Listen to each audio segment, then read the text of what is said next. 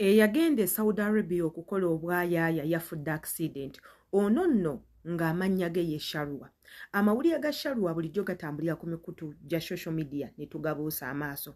Naye nga ensonga lwaki tugenda gwogerako, tulina ebintu ebimu bye twagala tubaleetere ku mmeeza mufunemu ekyokuyiga mu abagenda eyo okukola. Wooba oli eyo nammwe abatamanyi empisa z'abasajja Bayisiraamu naddala nga Bawarabu beeyisa batya, babeerawo batya, bw'aba anyiize kikyakola ne ky'atalina kukola. Era bw'aba alina ebintu byonna byonna byakukoze akivaamu atya.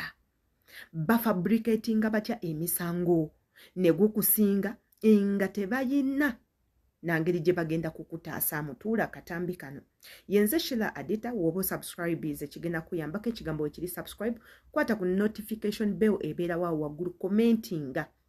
Tumanye endowooza yo. Nsangayo ku Facebook enkoza Sheila Adita page, ku TikTok Sheila Adita 1 ne Sheila Adita page, inkubirako ng'okozesa Snapchat Sheila Adita page oba Instagram link ebeera waawo gikwatemu ekuleete ku Instagram yange followinga onkubireko. Abagalo batumirako mu kiŋŋambe mu bwangu ng'okozesa comment section. Katugendeko ku katambi kaneno aka Shalwa tumanye embeera biki byabaddemu, abadde yenkana atya, ki ekyamuse ate era tukomewo. Omwana oyo golaba ku screen yo yafudde accident mu ggwanga lya Saudi Arabia era abadde amanyikiddwa nga Shalwa. Yafudde accident, imagine. Bw'omutunuulira bw'otyo omwana oyo bw'oba olaba taweza myaka yadde 21 oba 23, ali mu myaka nga 21 bamikwano. Bwe yafudde accident nawo omukazi omuto bw'atyo. Guys, kyenyinza okubagamba bantu mmwe nti bw'olabanga ng'ekiyumba ky'omuwalabu kiganye tebwesiba wantu, cause omuntu akutta n'amala n'afuujinga ebitaliiyo.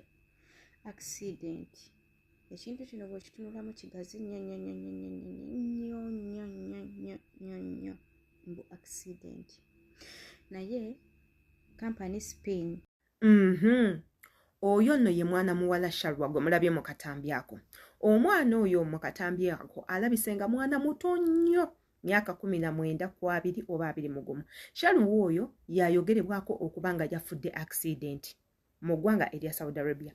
Sigenda kugamba nti oba accidents teziriyo, gye ziri, abantu bafiira ddala accidents, ate accidents gye ziri ez'enjawulo nga tezikwetaagisa kuva mu nnyumba. Osobola okufa gaasi nga yabwatuse, osobola okulya emmere nga yayitako n'ekulwaza obulwadde, osobola okuva ku maddaala n'ogwa, osobola okuva ku kalina n'ogwa, osobola okugwa mu kiyigo n'ofa, osobola emmotoka okukoona n'ofa. Ebintu ebyo byonna bisoboka.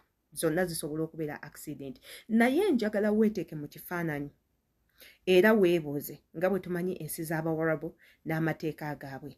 Ddala ddala gw'olaba omukozi ow'ewaka asobola okufa accident.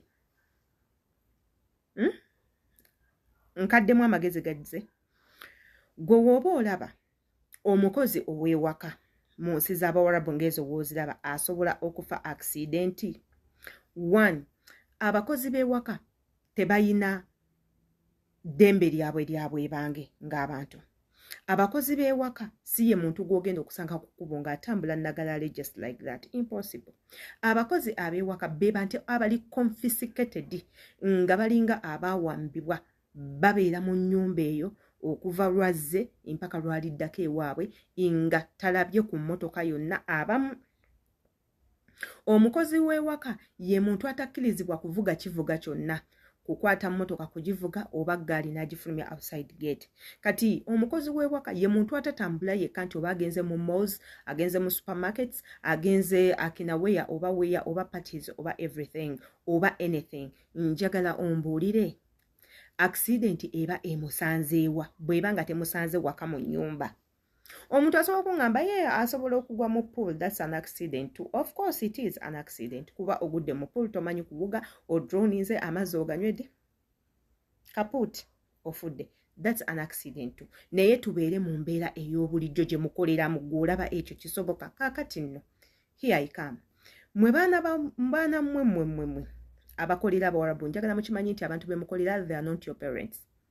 Era nga kizibu nnyo okusanga Omwarabu agenda okuyisanga one of family members.